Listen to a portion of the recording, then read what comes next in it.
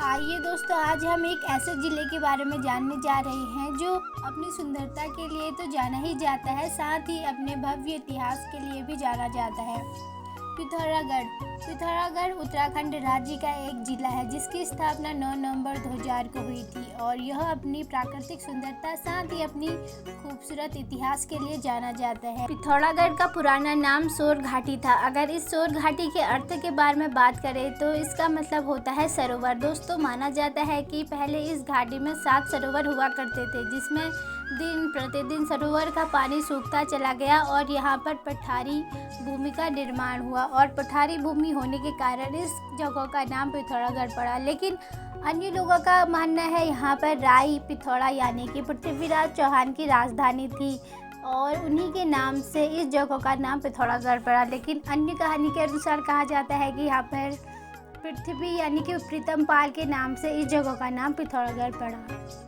आइए दोस्तों, अब इसके कुछ इतिहास के बारे में बात करते हैं। यहाँ पर पहले खस वंश का शासन था जिन्होंने यहाँ पर किलों या कोटों का निर्माण करवाया। पिथौरागढ़ के इर्द गिर्द 4 किले हैं जिनका नाम है भाटकोट, डूंगरकोट, उदयकोट और ऊंचाकोट जैसे किले यहाँ पर स्थित हैं। खसों के बाद यहाँ पर कचूड़ी वंश और पाल मल्ला साली वंश का शासन हुआ। इस वंश का राजा अशोक मल्ला था, जिसके बाद यहाँ पर चंद्र राजवंश का आगमन हुआ और चंद्रों के द्वारा इनके शासन को खत्म कर स्वयं यहाँ पर अपना अधिकार कर लिया। दोस्तों, पिथौरागढ़ के इतिहास में कई सारे विवाद हैं, जैसे एटकिंसन के अनुसार माना जाता है चंद्र वंश के एक सामंत पीरू गोसाई ने पिथौरागढ़ की स्थापना की और चंद्र राजवंश के राजा भारतीय चंद्र के शासनकाल में उनके पुत्र रतन चंद्र ने नेपाल के राजा तोती को परास्त कर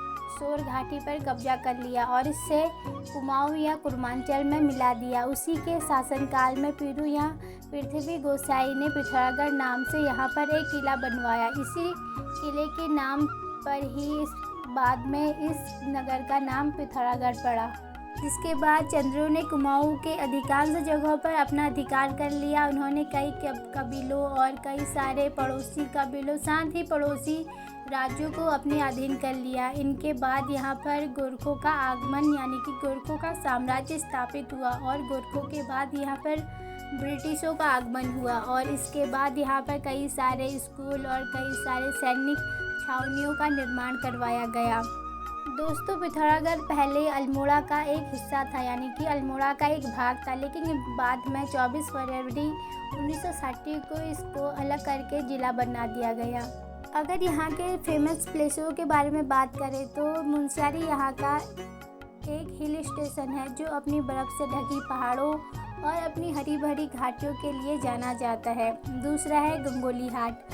यह जगह अपनी धार्मिकता, मंदिरों साथ ही हाट कालिका मंदिर के लिए ज़्यादा प्रसिद्ध है। और दूसरा है पिथौरागढ़ किला। यह एक पहाड़ की चोटी पर स्थित है, साथ ही इसका निर्माण गोरखों के द्वारा 1789 में किया गया था। इसके बाद है धारचूला। यह भारत और नेपाल की सीमा पर स्थित है। ये एक प्राचीन व्यापारिक नगर है। तिलेश्वर मंदिर। यह पिथौरागढ़ से 13 किलोमीटर दूर स्थित है और भगवान शिव को समर्पित है।